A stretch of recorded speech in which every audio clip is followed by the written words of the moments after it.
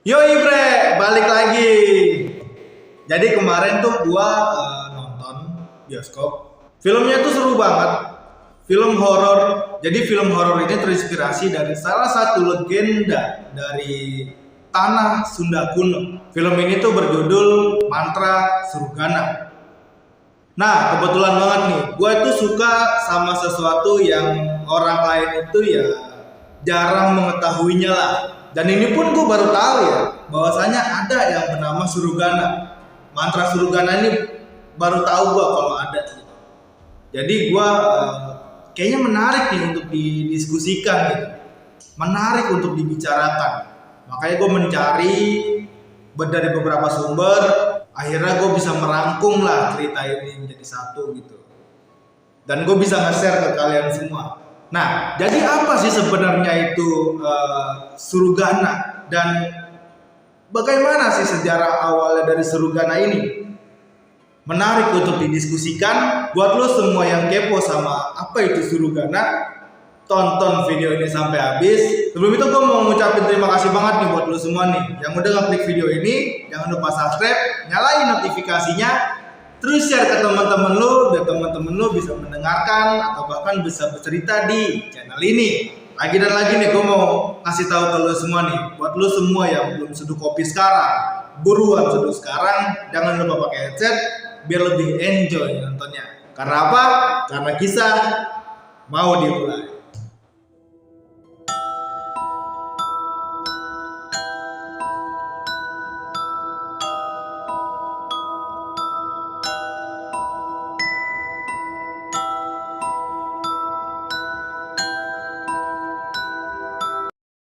Nah, jadi mantra Surugana ini yang diceritakan dalam film ini menceritakan tentang iblis Surugana. Sebenarnya apa sih iblis Surugana ini? Jadi iblis Surugana ini adalah iblis yang menempati tempat-tempat gelap atau ruang-ruang gelap, atau bisa juga hati manusia yang gelap. Jadi iblis Surugana ini diceritakan di salah satu cerita Sunda kuno yang berjudul Carita Parahyangan. Sedikit info aja nih untuk Carita Parahyangan. Jadi Carita Parahyangan ini tuh ditulis pada abad ke-16 pada masa kekuasaan di dua ibu kota kerajaan Sunda, yaitu Kadutan Galuh dan Kadutan Pakuan, yang menceritakan tentang sejarah tanah Sunda. Nah, Carita Parahyangan ini tuh terdiri dari 47 lembar, di mana 47 lembar ini masing-masing berisi 4 baris. Jadi ada 4 baris di setiap lembaran-lembaran dari Carita Parahyangan. Dan Carita Parahyangan ini tuh ditulis bukan menggunakan kertas yang kita tahu pada umumnya gitu, melainkan menggunakan daun lontar. Nah, untuk ukuran daun lontar tersebut itu berukuran 21 kali 3 cm dan menggunakan bahasa aksara Sunda kuno. Jadi mohon maaf nih, bukan menggunakan bahasa Indonesia nih. Jadi gue juga nggak tahu isinya itu apa aja gitu. Tapi gue bakal ceritain tentang iblis Surugana ini. Tapi BTW di dalam Carita Parahyangan ini nggak dijelaskan secara spesifik iblis Surugana tersebut, melainkan secara luas cerita bagaimana iblis Surugana ini bisa keluar gitu, bisa ada di dalam Carita Parahyangan gitu. Nah, jadi pada zaman dahulu di daerah Pakuan Pajajaran, sebagian besar tempat daerah itu adalah rawa. Dan kabarnya rawa tersebut pun ya keramat, bisa dibilang keramat oleh masyarakat daerah tersebut gitu. Nah, pada saat itu Raja Pakuan Pajajaran yang bernama Sang Susuk Tunggal dengan adiknya yang bernama Sangyang Anuwesi ini tuh pengen banget rawa ini tuh berguna untuk masyarakat banyak. Jadi mereka mendiskusikan gimana caranya rawa ini tuh ya bisa berguna untuk masyarakat banyak gitu. Akhirnya setelah didiskusikan, setelah berdiskusi panjang, ditemukanlah keputusan untuk menimbun rawa ini dengan tanah yang biasa kita sebut dengan istilah pengurukan. Karena rawa ini tuh ya bisa disebut rawa keramat lah ya. Tempat ini tuh bisa disebut keramat lah. Maka nggak bisa sembarangan nih buat asal ditimbun aja dengan tanah gitu. Asal dilakukan pengurukannya itu nggak bisa.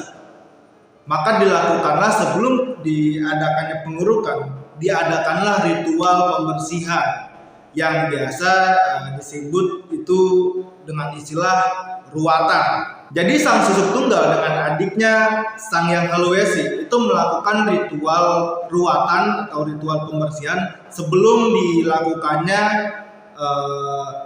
pengurukan gitu. Ya guna untuk menghindari hal-hal yang bisa dibilang tidak diinginkan lah saat proses pengurukan atau di kemudian hari gitu. Di tengah proses pengurukan ada satu kejadian yang bisa dibilang itu bikin geger masyarakat sekitar, bisa dibilang bikin heboh lah masyarakat sekitar di tengah-tengah proses pengurukan tempat tersebut, yaitu keluarnya banyak banget iblis yang keluar dari rawa-rawa tersebut. BTW rawa tersebut nih disebut Sang Hyang Rancamaya. Tadi gue lupa sebutin nama rawanya. Jadi nama rawa ini tuh, rawa keramat ini tuh ya disebutnya Sang Hyang Rancamaya. Jadi Sang Hyang Rancamaya ini atau rawa ini tuh pas di tengah-tengah dilakukan pengurukan, itu keluar banyak banget iblis. Salah satunya tuh iblis Surugana. Tapi gue nggak tahu nih banyak banget iblisnya itu iblis apa aja, gue nggak tahu apa aja. Tapi yang jelas gue tahu itu ya iblis Surugana dan iblis Banaspati itu ada di tempat itu, dan iblis itu tuh keluar dari situ. Lu juga tahu lah pasti Banaspati itu apa ya kan. Dan sepertinya menarik nih untuk dibahas di next video nanti. Nanti ya insya Allah gue buatin lah ya videonya. Kita bahas bareng-bareng tuh apa sih iblis Banaspati itu ya kan. Oke lanjut.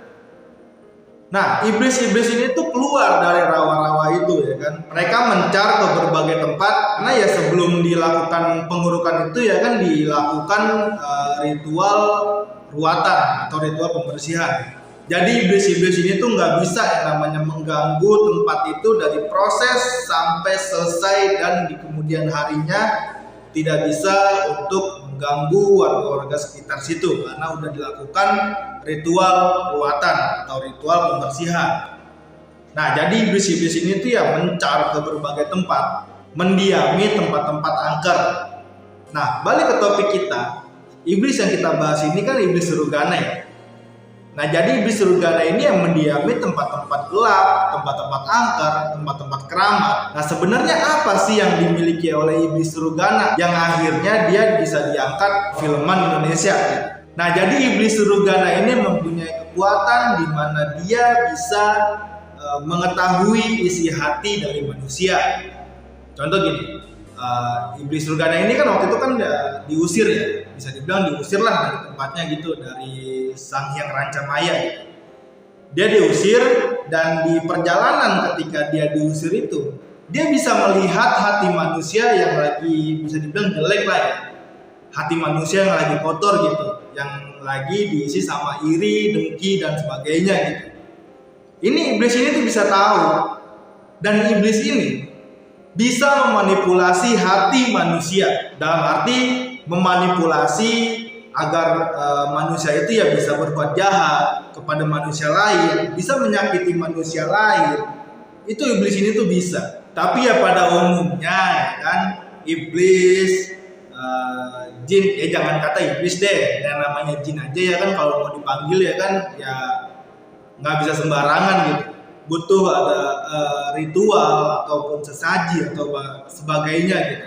Nah, iblis Surugana ini itu sama, dan bahkan bisa gue bilang ya ritualnya tuh lebih ribet lah, lebih butuh effort lebih lah.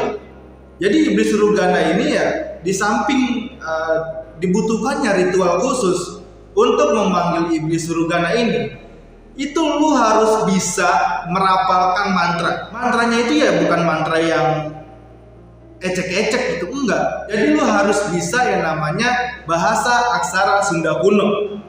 Jadi mantra untuk memanggil iblis Surugana ini menggunakan bahasa aksara Sunda kuno, yang dimana lu pun itu harus juga fasih dalam merapalkan mantranya, itu lo harus paham juga isinya. Biar bisa iblis surgana ini ya bertatap muka sama lo, nggak bisa sembarangan. Ribet lah manggil ini iblis gitu. Nah, menyinggung soal mantra, ini gue mau bahas sedikit nih soal mantra nih. Jadi mantra ini itu udah digunain pada manusia-manusia atau orang-orang pada zaman dahulu, bahkan sebelum Islam datang ke Nusantara. Jadi mantra ini tuh ya bisa dibilang cara berdoanya orang-orang dulu gitu. Nah, mantra ini orang-orang dulu itu, orang-orang zaman dahulu itu menggunakan mantra ini tuh bukan untuk hal-hal yang negatif, melainkan untuk hal-hal yang lebih positif gitu, seperti meminta kesejahteraan, meminta kedamaian, meminta kesuburan, bahkan untuk penolak bala. Jadi mantra ini tuh digunakan untuk hal-hal lebih yang ke positif gitu. Nah, seiring berkembangnya zaman, manusia-manusia zaman sekarang lah ya bisa dibilang, itu menggunakan mantra itu untuk ke hal-hal yang negatif. Mungkin masih ada untuk hal-hal yang positif, itu masih ada seperti ritual-ritual untuk penolak bala atau sebagainya, gitu masih ada. Tapi untuk beberapa orang itu, bahkan kita orang awam pun ketika mendengar mantra itu udah pasti berpikiran yang jelek ya kan. Wah, mantra itu ya buat hal-hal yang negatif ya, kayak buat nyantet apa segala macam, untuk menyakiti orang lain ya kan? Nah, tanpa mengurangi esensi yang ada di dalam mantra tersebut, ya orang-orang zaman sekarang yang menggunakannya untuk hal-hal yang negatif gitu. Padahal orang-orang zaman dulu pun ya digunakan untuk hal-hal yang positif. Jadi jangan salah tangkap, jangan salah paham bahwasanya mantra itu ya pada dasarnya dulu itu orang-orang menggunakan untuk hal-hal yang positif. Ya mungkin perubahan zaman kali ya. Jadi orang-orang menggunakannya ya untuk hal-hal yang negatif gitu. Gue juga nggak tahu. Lanjut ke pembahasan kita. Jadi iblis surgana ini ya dipanggilnya ya bisa dibilang ya effortnya lebih lah ya. Lu tuh harus tahu bahasa, lu harus belajar bahasa aksara Sunda kuno, lu harus tahu ritual-ritual apa aja yang diperlukan untuk memanggil iblis ini. Yang gua yakin ya pasti panjang prosesnya, nggak mungkin simple, nggak mungkin yang dalam jangka waktu pendek gitu, nggak mungkin sih kalau kata gue sih. Pasti membutuhkan waktu dan effort lebih gitu ya. Nah, tapi tenang aja nih. Yang tadi gue bilang iblis surgana ini bisa memanipulasi hati manusia. Itu dalam arti ketika iblis surgana ini sudah menemukan target atau manusia yang sudah dikendalikan oleh iblis surgana ini otomatis bisa mengetahui bahasa aksara Sunda kuno. Jadi manusia yang sudah dikendalikan oleh iblis surgana ini otomatis bisa merapalkan mantra yang menggunakan bahasa aksara Sunda kuno. Itu bisa. Manusia ini tuh yang tadinya nggak bisa berbahasa aksara Sunda kuno, itu tiba-tiba bisa menggunakan bahasa itu dengan bantuan iblis surgana. Dan akhirnya orang yang udah dikendalikan, ketika dia bisa merapalkan mantra dengan fase, dengan paham, itu otomatis bisa memanggil iblis surgana. Dan akhirnya manusia ini pun ya bisa dibilang bisa lah bersekutu dengan iblis surgana. Dan akhirnya manusia ini pun diperbudak oleh iblis surgana. Jadi iblis surgana ini ya bisa dibilang punya kekuatan yang powerful banget lah untuk memperdaya manusia-manusia yang hatinya sedang kotor gitu. Jadi buat lo semua nih yang termasuk gua yang hatinya nggak bersih gitu ya kan, pandai-pandai, gue juga pun pandai-pandai untuk mempertebal iman, lebih percaya kepada Tuhan gitu. Jadi sehingga iblis-iblis manapun, gak cuman iblis surgana, itu nggak gampang untuk menembus hati kita gitu, nggak gampang untuk mempengaruhi hati kita gitu. Mungkin itu kali ya cara untuk menghindari dari iblis surgana atau melawan iblis surgana tersebut dengan cara mempertebal iman gitu. Nah, di dalam film ini tuh sebenarnya keren banget, seru banget, dan yang pasti tuh perfilman horor Indonesia nih membangun suasana yang keren banget menurut gua, dimana Iblis Rugana ini tuh dia digambarkan dengan sangat-sangat baik dari segi cerita, dari segi sinopsis pun tidak menghilangkan esensi dari si Iblis Rugana ini. Jadi gue sedikit review nih tentang filmnya, ini keren banget, tapi gue nggak mau spoiler. Buat lo semua yang belum nonton ya silahkan, kalau belum habis filmnya silahkan tonton. Gue jamin tuh bakal seru banget dan bakal ninggalin kesan di hati lo tentang Iblis Rugana ini. Nah, kalau misalnya ada dari lo semua nih yang sekiranya, wah bang, bahasanya kurang nih, yang ini kelewat, yang ini kelewat, lo tinggal tulis aja di kolom komentar apa aja sih yang kelewat, biar kita bisa diskusiin di kolom komentar, oke? Nah, buat lo semua nih yang punya cerita atau pengen bercerita di channel ini, bisa langsung aja DM di Instagram gua, nanti gua cantumin linknya di deskripsi, atau bisa DM aja ke sosial media gua, nanti gua juga cantumin di kolom deskripsi. Mungkin kita bisa diskusi bareng, atau mungkin lo punya cerita mau gua ceritain, boleh banget, nanti bisa gua share pengalaman cerita lo ke teman-teman semua. Oke, mungkin segitu dulu ya pembahasan gua tentang Iblis Rugana. Kurang lebihnya gua mohon maaf banget, karena ya sedikit banget informasi yang bisa gua gali dari berbagai sumber yang gua rangkum jadi satu tentang Iblis Rugana ini. Jadi kalau ada perkataan-perkataan gua yang kurang atau bahasa-bahasa gue yang kurang, jadi mohon maklumin aja, gue minta maaf yang sebesar-besarnya. Pantengin terus channel YouTube Di Balik Kisah, karena di setiap kisah itu pasti ada pelajaran. Nah, pelajaran apa sih yang bisa kita ambil dari Iblis Rugana ini? Pada dasarnya ya, setiap iblis, jin ataupun setan itu ya job desknya yang mempengaruhi hati manusia, menyesatkan umat manusia. Jadi ya nggak jauh-jauh job desk dari Iblis Rugana ini ya menyesatkan hati manusia. Jadi ya kayak tadi, pintar-pintar mempertebal iman, lebih percaya kepada Tuhan, meminta pertolongan kepada Tuhan, jangan meminta kepada yang lain selain Tuhan. Ya kita bersandarlah kepada Tuhan gitu. Jangan coba-coba untuk bersekutu dengan hal-hal yang sifatnya itu diciptakan gitu. Jangan ya, serius jangan, karena nantinya bakal ngerugiin diri lu sendiri dan orang-orang yang ada di sekitar lu. Oke? Ya segitu aja dulu video kali ini. Nantikan terus video-video lainnya dari channel YouTube Di Balik Kisah.